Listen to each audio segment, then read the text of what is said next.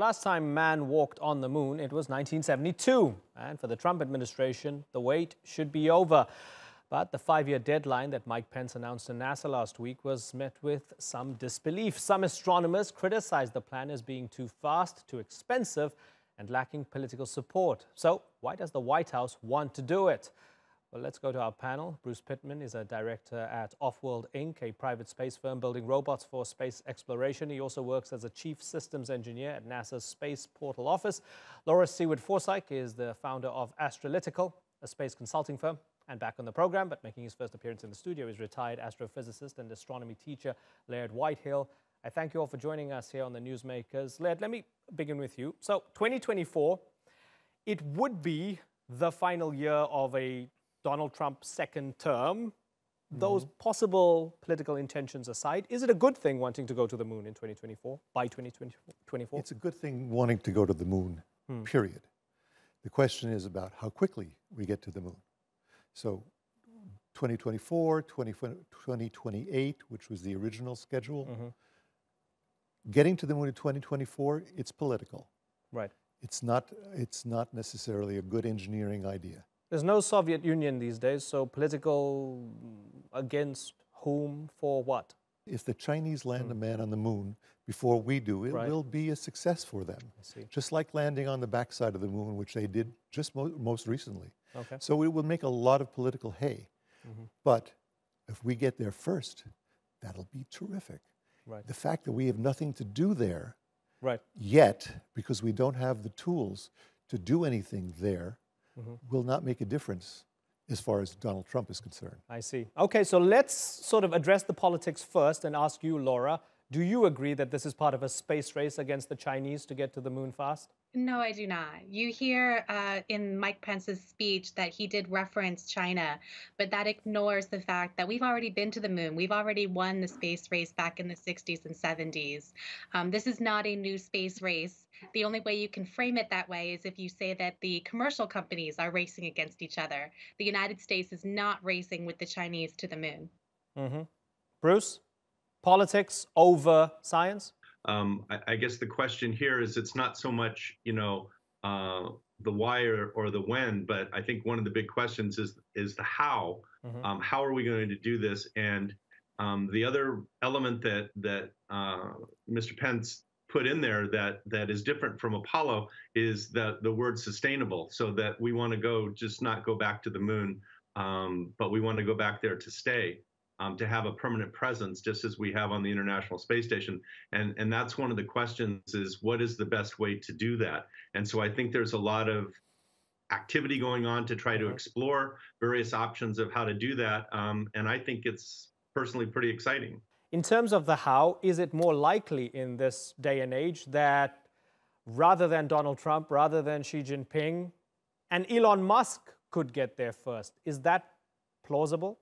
It is plausible. You have some very wealthy and talented individuals, not only Elon Musk, but Jeff Bezos has similar aspirations. So I think, that it's very interesting. And NASA in the past has done partnerships. One of the things that got Elon where he is today is the COTS program, the Commercial Orbital Transportation Program, Services Program that he entered into with NASA in 2006. That allowed him to proceed much quicker than and he has said this himself, that NASA or SpaceX would not be where it is today if it hadn't been in partnership with NASA. So I don't look at this as a competition or a win-lose. I look at this as an opportunity for partnership and cooperation. Okay, and Laird, looking at Mike Pence's statements and NASA Administrator Jim Bridenstine, they speak of Mars being part of the long game as well. And in many ways, it seems as if going back to the moon, a manned mission on the moon, is a dress rehearsal for Mars, right? But it leads me to ask, what will we find out on the moon this time around that we hadn't already found out half a century ago? Well, half a century ago, we actually didn't know there was water on the moon. That actually is news. It's a decade-old piece of news, but it's news. It's not 50-year-old news. They discovered water on the moon 10 years ago, with some of the moon rocks, in fact. But they also went back to the moon with spaceships, and they They prowled the moon, they orbited the moon, and they sensed the moon, and they determined that there is water on the moon, and that's new. And so the new space race, and I do choose to call it that, is for the minerals that are on the moon, and the main mineral is water. So we want to go to the moon because the short term is just beating the Russians to the moon, or the Chinese, really. The long term is who's going to mine the resources. And that's 10 years, and that's a 10-year program, at least 10 years before we begin to mine the moon. Do you agree with that, Laura? To an extent, yeah, I wouldn't say that this is necessarily a race with other countries to mine the moon. It's more of a cooperation and competition between companies. So there are several companies that have indicated that they want to mine lunar resources, asteroid resources, Martian resources for water, and also for other minerals that you find in the moon. And it's very valuable to use these minerals for creating habitable stations. So creating structures, creating fuel depots, and all the resources that we need to live sustainably on the moon for a longer period of time. What's the best argument, Bruce, to counter those who say the costs are going to be absolutely monumental and this is just not the right time? Well, and again, it comes down to how you do it. One of the things that both Jeff Bezos and Elon Musk have been focusing on is reusability as a mechanism, as a tool to reduce the cost. And both of them have been successful in doing this. I mean, Elon has landed over 30 rockets, first stages of his Falcon 9 rocket. Hopefully next week we'll get to see him land all 3 cores of his Falcon Heavy rocket back on Earth, hopefully next week. And this offers the potential for dramatically lowering the cost. And then you just showed a picture there of his next development, which is the SpaceX Starship and the Super Heavy, which would be a fully reusable vehicle, and that could dramatically reduce the cost. So if you can, there's nothing says that this is going to work, but Elon does have a track record of coming through, not necessarily when he says, but he ends up accomplishing what he says he's going to accomplish. I've learned over the years not to bet against him. So if he says he's going to do it, I think he will ultimately be successful. And that could be a true game changer as far as not only accelerating the pace of it, of this kind of exploration and development. So it's not just about going back to the moon to look for moon rocks. This is the actual development of the moon, putting infrastructure in place to do this mining, to do this harvesting of resources, to do this depoting of commodities in space. And so this could not only speed that up, but dramatically, we believe, reduce the cost. Laird, do you want to come in? Yeah, certainly reducing the cost, which Elon Musk is doing and Jeff Bezos is doing, is necessary for the mining of space. But mining of space, what are you doing? What you're doing is going to the moon to pick up some supplies that you can sell back to the people orbiting the Earth. You bring fuel from the moon to the Earth for resupplying perhaps missions to Mars. It makes it cheaper if you mine the moon than if you bring it up from the Earth. And even Elon Musk, with all his talents, and Jeff Bezos, with all his talents, will not necessarily make it cheap enough, but bringing it up from the moon could make a big difference. Right. Laura, are we living in a renewed phase of excitement when it comes to space exploration? Even to the extent that, I mean, this started a long time ago, but very soon, in a couple of years, the James Webb Telescope will go online, the successor to Hubble, we hope, right? Because it could be cut back. Oh, it could be. Well, I'm just saying, because think about it. If they're going to put more money towards a moon mission, they may cut back. Would they siphon from? Nobody said that. That's James just Webb? my idea. Oh, okay. I don't want it to be well, I hope true, not. because as an astronomer, that would be the worst thing ever. I spend most of my time on YouTube looking at Hubble pictures, and I was looking forward to James Webb. Don't crush my dreams. I don't want to you're right. Laura, yeah. NASA's very committed to James Webb Space Telescope. Right. It's committed to the future telescope called WFIRST. There's proposals to maybe cut that budget, but I don't think that'll happen. I think it'll be fully funded. There's a few other missions missions like the Europa mission that are going to be funded. So yeah, NASA is doing a lot of fantastic science. And along with the Human Exploration Program is the great science it does with its astrophysics and planetary science and earth science programs. And the two need to work hand in hand.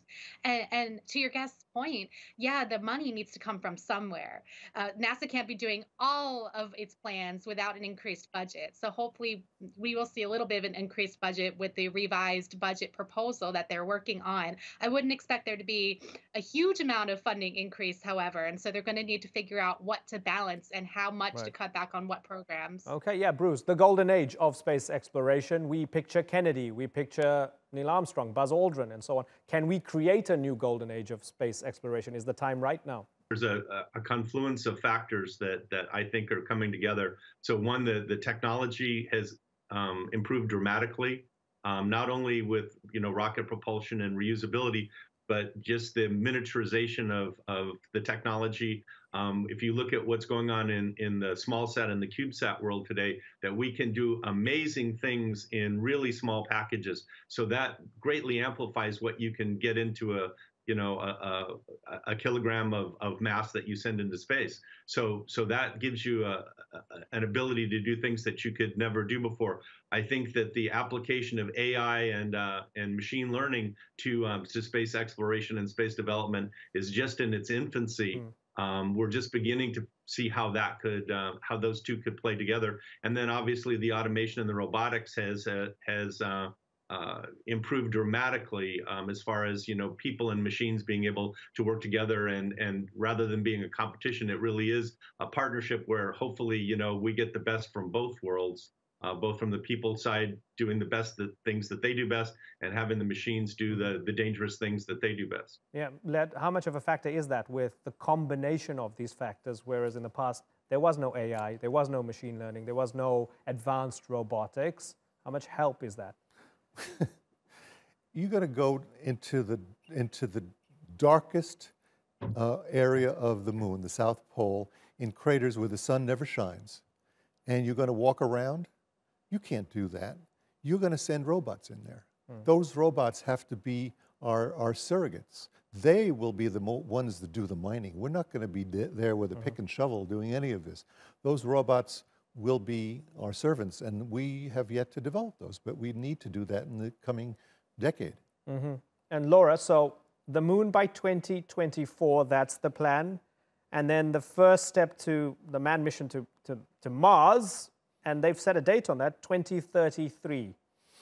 Is that realistic? Is that doable, Laura? It is quite aspirational, to use somebody else's term. It is not very realistic that they will accomplish those goals by those time frames. We've seen significant delays in the recent past with NASA's plans. NASA decided that they wanted to return humans to the moon in 2017. That's when President Trump signed a policy directive directing NASA to return humans to the surface of the moon almost 2 years ago now. And we haven't seen huge significant progress towards that. However, with this speech that Vice President Pence gave, we are seeing a bit more of an accelerated schedule, a bit more of a hustle, if you will, where NASA is trying to decide how it can accelerate its schedule, how it can get there in 5 years. I would say that it is possible that they can accomplish this. Technologically, it's possible they can accomplish it. Politically and financially, it is a question about whether they will. And I'm a little bit skeptical that they'll actually accomplish this within 5 years, but I really hope they do. Yeah, I am too. Yeah, I was watching The Martian with my daughters, and they took it for granted that we'd already been to Mars. Yes. So the kids have high expectations. Bruce, 2033, is that possible, getting to Mars? Yeah, Mars is a tough problem. And again, it's one thing if you just want to go to Mars and just say you've been there. But again, if we want to do it sustainably, you need to put the infrastructure together. And clearly there's some safety issues and some astronaut health issues that you have to deal with. Prolonged exposure to deep space where you're outside of the protective cover of the Earth's magnetic field, out beyond the Van Allen belt.